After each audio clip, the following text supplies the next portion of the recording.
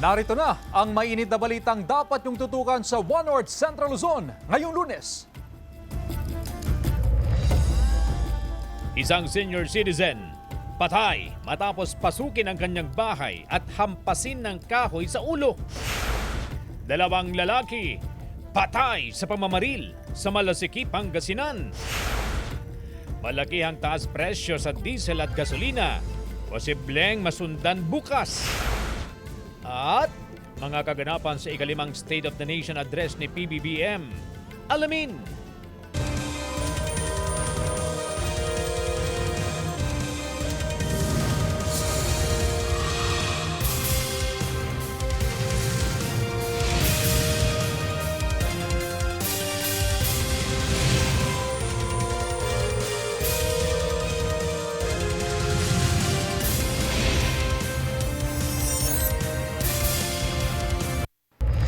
Magandang hapon, ako po si Chris Zuniga.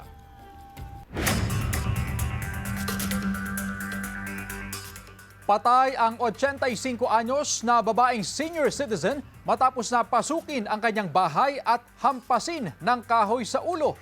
Nakaalerto Jasmine Gabriel Galban. Hustisyang sigaw ng pamilya Aquino sa karumal-dumal na sinapit ng 85 anyos na kaanak matapos siyang patayin sa loob mismo ng kanyang bahay sa Barangay Poblasyon, Mangaldan, Pangasinan gabi noong Biyernes.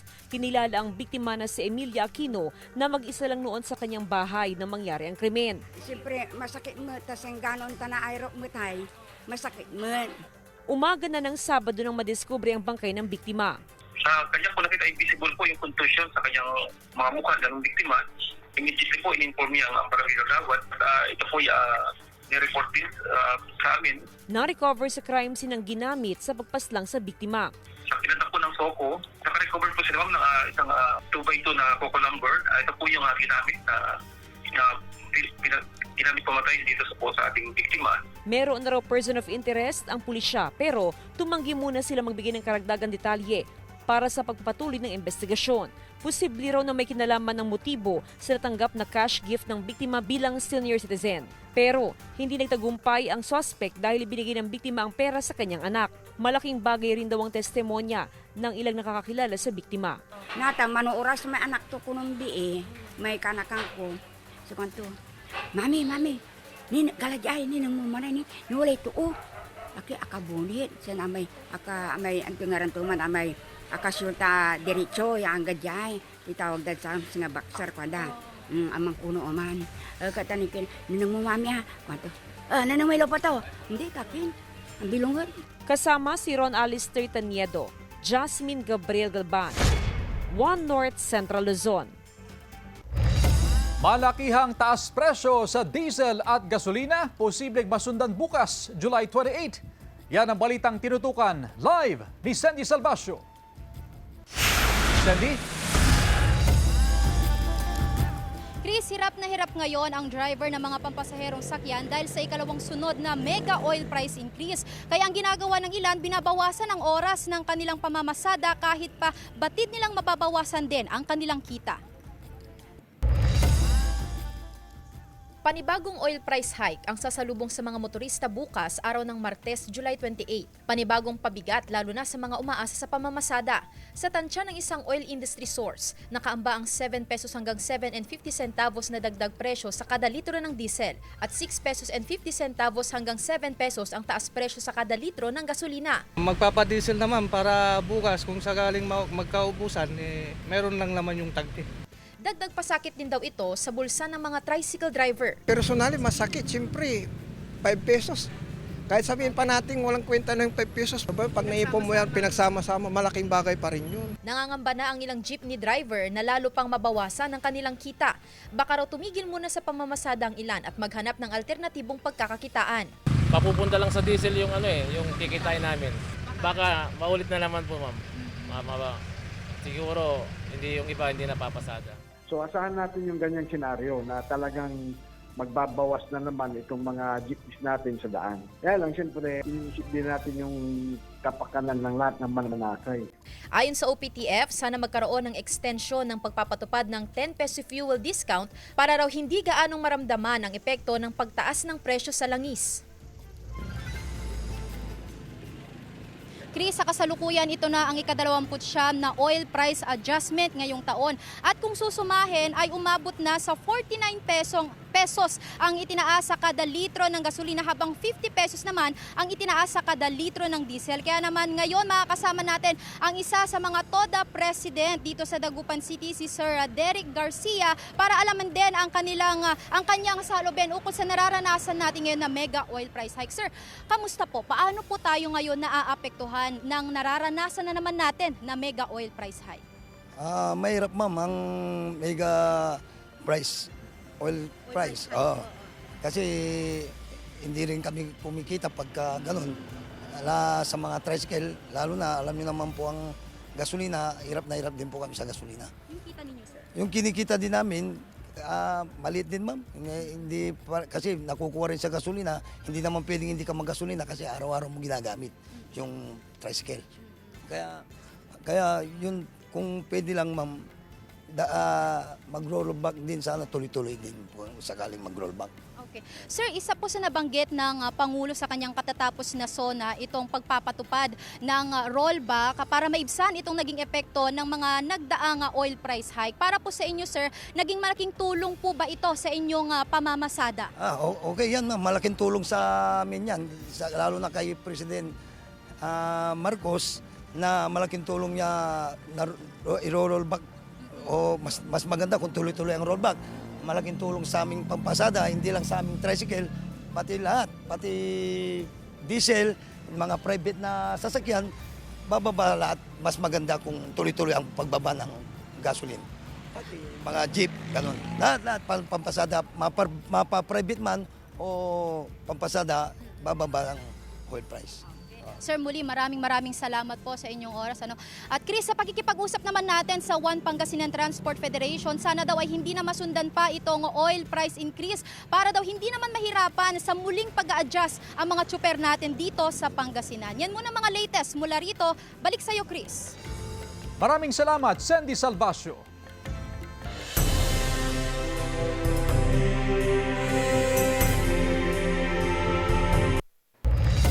Sa ikalimang State of the Nation Address o SONA ni Pangulong Ferdinand Marcos Jr., tahasan niyang sinabi na hindi siya Pangulo ng kanyang pamilya at kaibigan, kundi Pangulo siya ng Pilipinas. Sabi ni PBBM na ang kanyang tungkulin ay para sa kapwa niya Pilipino. Ang kanyang pahayag ay kaugnay sa kanyang ulat na malapit na ang paghahain ng patong-patong na kaso laban kay dating House Speaker Martin Romualdez dahil sa flood control scam. Makakaasa raw ang taong bayan na ang gulong ng hustisya ay tumatakbo. Samantala, inilatag din ni Pangulong Marcos ang mga naging aksyon ng pamahalaan simula na ideklara ang State of National Energy Emergency ng pamahalaan. Nanawagan din si PBBM sa Kongreso na ipasa ang batas para magbigay ng ginhawa sa bayaring buwis at palawakin ang exemption sa income tax. Ipinanawagan din ng Pangulo sa Kongreso na wag nang patawan ng corporate income tax ang maliliit na negosyo. Sa sektor naman ng transportasyon, ipinagbalaki ni PBBM na pasisinayaan na ang bus rapid transit sa Ilocos Norte sa 2027. Sa usaping enerhiya, hiling ng Pangulo na magpasa ang Kongreso ng sariling Kuryente Act at pag-amyenda sa IPIRA Law. Marami pang iniulat si PBBM na tinutukan ng sambayanan. Samantala, ilang oras bagong State of the Nation Address si Pangulong Ferdinand Marcos Jr., nagtipon-tipon sa Baguio City ang ilang grupo. Bit-bit ang mga karatula kung saan nakasaad ang kanilang mga panawagan sa gobyerno. Kabilang sa kanilang sigaw ang pagkontra sa political dynasty at ang mariing pagkondena sa nangyayaring korupsyon sa pamahalaan. Nagsagawa rin ng kilos protesta ang ilang grupo sa Burgos, Ilocos Norte. Mariing kinondena ang umano'y nangyayaring korupsyon sa gobyerno. Nakatutok din daw ang grupo sa mga kaganapan sa impeachment trial ni Vice Presidente Sara Duterte. Bago ang kanilang kilos protesta, sama-sama silang dumalo sa isinagawang misa sa naturang lugar.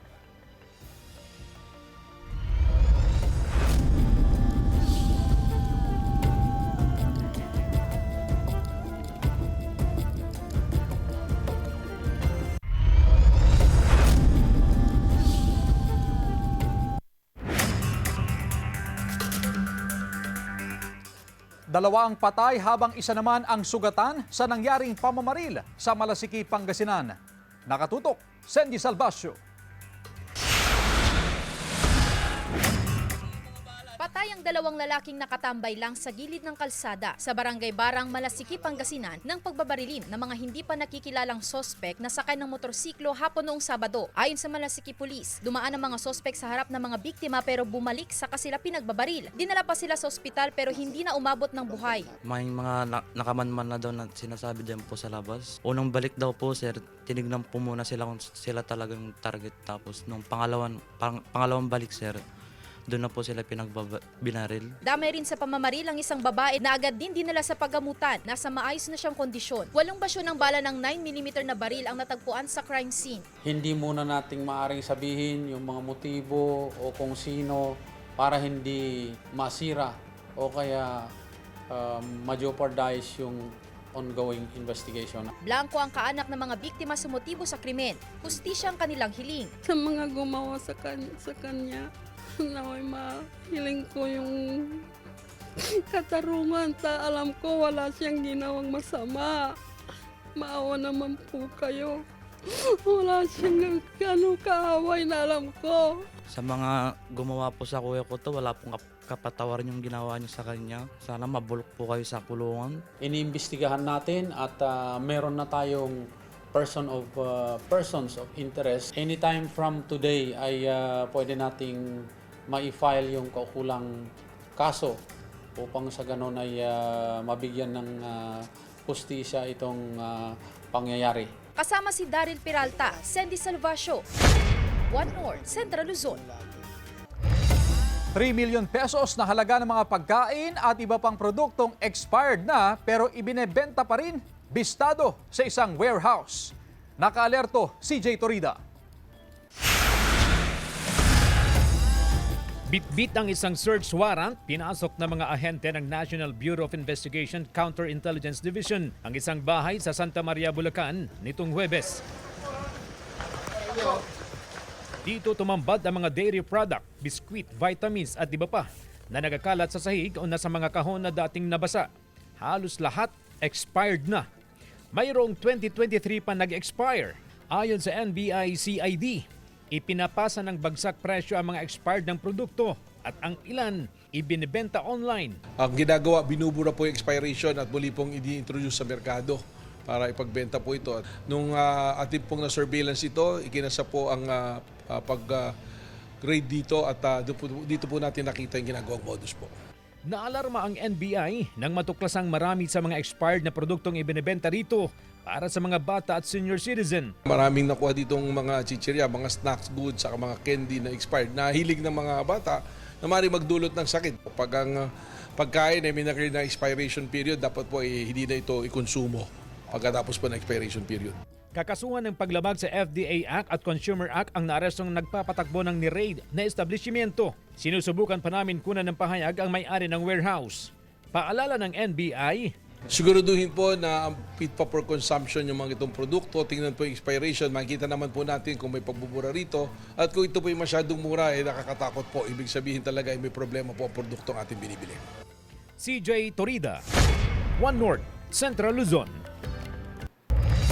Samantala, mga tsuper nagpaabot ng hinaing kay PBBM sa gitna ng nararanasang epekto ng mega oil price hike. Tunghayan sa GMA Regional TV Presents. Sa kalahating araw ng pamamasada, mahigit 200 pesos lang daw ang kinikita ng mga tsuper sa terminal ng jeep na ito sa Dagupan City. Hindi pa kabilang dyan ang gasto sa langis at boundary, kaya halos walang naiuuwi ang mga tsuper. Matumal na nga ang pasahero, sunod-sunod pa ang oil price hike. Gusto namin gawin yung pababain. Kawawa na kaming driver. Hirap na kami talaga, sa totoo lang.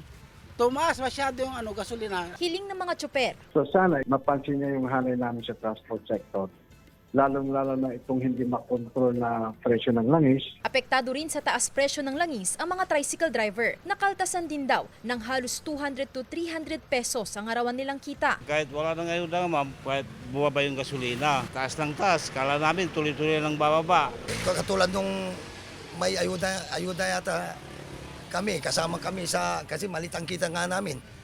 Mas maganda yung tuloy-tuloy niya ni Presidente yun. Bunsod pa rin ng tensyon sa gitnang silangan ang malakihang taas presyo sa petrolyo. Nitong Marso, nag-out of stock pa sa langis ang ilang gasolinahan at tumigil sa pamamasada ang ilang pampasaherong sasakyan. At ngayong tumaas muli ang presyo ng petrolyo, panawagan ng transport sector, alisin ng excise tax o ang dagdag buwis sa kada litro ng langis. Itaas ng piso ang singil sa pasahe at palitan ng oil deregulation law na nagbibigay ng kalayaan sa mga kumpanya ng langis na magtakda ng sarili nilang presyo. Ang gusto natin marinig talaga, amendahan yung oil deregulation law, tapos yung fuel subsidy na extended sa mga gasoline station at yung ating fare increase. Kasama si Daryl Peralta, Sandy Salvacio, One North, Central Luzon.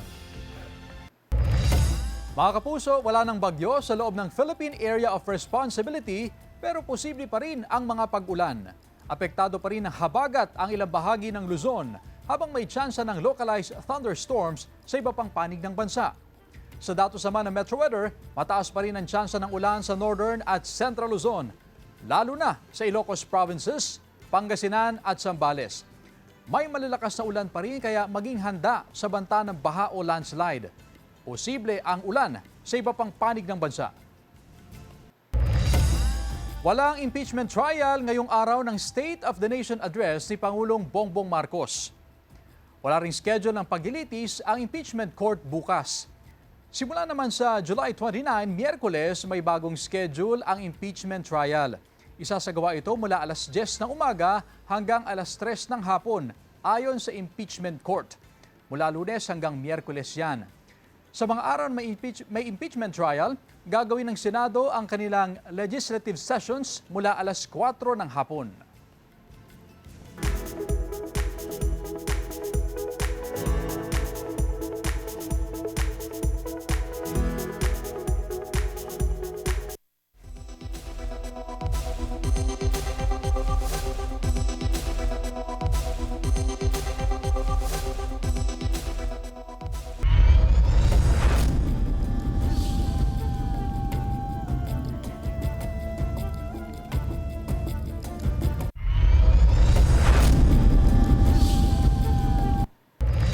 Sugatan ng isang babae matapos mabagsakan ng bumigay na bakod ng bahay sa Pidig, Ilocos Norte. Agad siyang tinulungan ng mga residente roon. Ayon sa may-ari ng bahay, nakatambay ang biktima sa gilid ng bakod nang bigla na lang bumagsak. Wala raw kasing lagusan ng tubig kaya posibleng lumambot ang lupa kaya bumigay ang bakod. Kasalukuyang ginagamot sa ospital ang biktima. Wala pa siyang pahayag. Magkahiwalay na insidente ng sunog ang naitala sa Aurora at Cagayan. Nakaalerto, Jewel Fernandez. Sumiklab ang grass fire sa Baler, Aurora noong Biyernes. Tulong-tulong ang mga miyembro ng PNP, PCG at BFP sa pag-apula ng sunog malapit sa lighthouse sa Barangay Zabali. Walang naiulat na nasaktan sa insidente. Patuloy ang investigasyon para malaman ang sanhi ng sunog. Nasunog ang isang garahe sa Zone 3, Barangay Santa Margarita, Baggao, Cagayan noong kasagsagan ng Bagyong Quiapo. Sa ulat ng BFP, nagmula ang sunog sa nakaparadang van. Nadamay sa sunog ang isang motorsiklo at ang refrigerator na may lamang frozen goods na paninda ng may-ari. Humigit kumulang 100,000 pesos ang halaga ng mga nasunog na ari-arian. Walang nasaktan sa sunog. Patuloy ang investigasyon ng BFP sa insidente. Ang totally estimated damage po is 100,000 po. Pero for further investigation pa po siya, para malaman po yung kung magkano yung total talaga na damage niya po. Siguraduhin po na pag umalis po tayo sa ating mga tahanan, naka-unplug po lahat ang ating mga appliances. Jewel Fernandez, One North, Central Luzon. Babaeng grade 8 student na nagpapadala ng pagbabanta sa isang paaralan gamit ang social media, natunton ng mga otoridad. Naritong report. Natunton ng awtoridad ang isang babaeng grade 8 student na responsable sa pagpapadala ng online threat sa isang eskwelahan sa HN Nueva Ecija. Sumailalim sa digital forensic examination ang mensahe ng estudyante at matapos ang ilang oras na pagsusuri, natunto ang ginamit na numero sa social media na pagmamay-ari mismo ng kanyang magulang. Tunto natin yung holder ng account, and then sa harap po ng kanyang guardian, ng principal, ng MSWDO, is inamin po niya na siya po talaga yung mga nagpakalat ng mga threatening words sa Lambake Nationalized. Ayon po sa kanya, ito po ay nagkakaroon ng personal problem. Sumailalim sa intervention ng minor de edad kasama ang kanyang magulang. Napag-alaman din na isa siyang honor student at ulila na sa ama. Nagawa raw ng estudyante ang pananakot dahil sa problema. Dahil minor de edad, hindi na siya sasampahan ng reklamo at nangako ring hindi na uulitin ang ginawa. Para maiwasan ang kahalintulad na insidente, nagbabala ang autoridad sa mga kabataan na maaari silang managot sa kanilang mga irresponsableng aksyon. Po, ang magiging intervention na lang po natin, nakapag-counseling kami. Nung after po nung counseling, na-realize naman niya na mali talaga yung ginawa niya at willing siya na mag-sorry. Nag-sorry naman din po dun sa principal nila. Nga po sir, naka-regular naman po ako sa kanila. Hindi ko sukat akalaan lang nangyari to. Kasi malayo po ako sa kanila, nagtatrabaho po. Single parents lang po ako. Nagpaabot ng mensahe ang estudyante para sa mga kapwa niya estudyante na maaari rin makagawa ng parehong insidente. Kung minambalaan ang ginawa ko po. CJ Torida, One North, Central Luzon. Klase sa mga paaralan sa Dagupan City, balik normal na matapos makatanggap ng online threat ang ilang paaralan noong Biyernes. Sundan sa report. Balik normal ang operasyon ng mga paaralan sa Dagupan City ngayong araw matapos makatanggap ng online threat ang 3 paaralan sa syudad nitong Biyernes. Gayunman, nag-iwan ito ng pangamba sa ilang magulang. Kabado, siyempre may mga bata. Kaya nga ako nagbabantay ako, ma'am. Pagpasok siya sa umaga, hindi ako umuwi. Panatag naman daw sila sa pinaigting na police visibility sa loob at labas ng paaralan. Ayon sa Dagupan City Police Office, nagpapatuloy ang kanilang investigasyon sa pagtukoy kung sino ang nasa likod ng pagpapakalat ng online threat. Sa isang social media post ng isang paaralan, may nagbanta ng pagpapasabog at pamamaril sa mga guro at estudyante. Nag-conduct tayo ng paneling operation sa mga school na mabigyan ng bomb threat. Through coordination doon sa EOD K9 unit. So far, wala namang naging negative po yung result ng operation. Kaninang madaling araw, nagsagawa ng K9 paneling ang Dagupan Police at sinuyod ang palibot ng ilang school campus upang matiyak na walang naipuslit ng mga kontrabando. Mini-maintain pa rin natin yung security natin, especially sa schools. Lalong-lalo na ngayon, may mga nag-treat sa school. Minamaximize po natin yung mga deployment natin sa police visibility po. Pagtitiyak ng Schools Division Office sa mga magulang, huwag pong i-share ng maramihan yung mga post na yun, lalo na magkukos lang po siya ng panics. We will also not take lightly this online threats. Sandy Salvacio, One North, Central Luzon. Nasa mahigit 2 milyong beneficiaries ang nakatanggap ng 2,000 pisong cash assistance mula sa Unified Package for Livelihoods, Industry, Food and Transport o UPLIFT program ng Department of Social Welfare and Development. Ayon kay DSWD spokesperson at Assistant Secretary Irene Dumlao, naipamahagi ang mga ito nitong Lunes at Martes. Aminado ang DSWD na may mga hamon sa distribution, gaya ng hindi makontak ang ilang benepisyaryo. May ilang benepisyaryo naman na lumipat na ng tirahan. Ang lista na ginamit nila ay nakabatay sa Community-Based Monitoring System ng Philippine Statistics Authority noong 2024.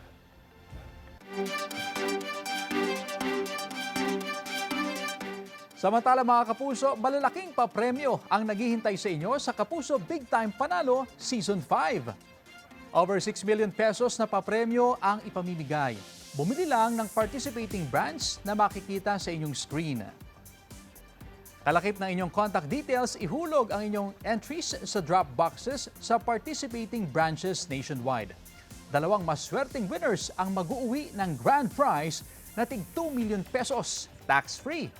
Marami rin ang may chance manalo ng cash prizes araw-araw at linggo-linggo. Hanggang August 7, pwedeng magpadala ng entries. Kaya sali na. Mag-ingat po sa fake news, fake Facebook accounts o scam text. Tutok lang sa GMA o bumisita sa official Facebook page ng GMA Promos para sa complete mechanics at announcements. Sa Puerto Princesa, Palawan, kumapit sa mukha ng isang mangingisda ang nahuli niyang pugita o octopus. Tila nakikipagbuno ang mangingisdang si Cooper Clarence Tamula sa nahuling octopus. Kinagat daw kasi niya ang isang bahagi ng pugita para patayin, pero bigla itong kumapit sa kanyang mukha. Tuwing natatanggal niya ang isang galamay, kumakapit naman ang iba pa. Natanggal naman kalaunan ang octopus. Kwento ni Cooper Clarence, sanay na siyang makapitan ng pugita dahil bahagi na raw ito ng kanyang hanap buhay sa dagat. Samantala, mapapanood niyo po ang episode na ito at iba pang pinakahuling lokal na balita sa official website ng GMA Regional TV, www.gmaregionaltv.com. Pwede rin kayong bumisita sa aming official YouTube channel, GMA Regional TV, at i-click ang subscribe button para sa pinaka-maiinit na balita mula sa mga rehiyon. At yan ang mga pinakamalaki at pinakauling balita sa Hilaga at Gitnang Luzon. Maraming salamat mga kapuso, pati na ang mga kapuso natin abroad. Ako po si Chris Zuniga. Kami ang GMA Regional TV, Buwan North Central Luzon. Walang kinikilingan, walang pinoprotektahan, noon at ngayon, sa bisyong totoo.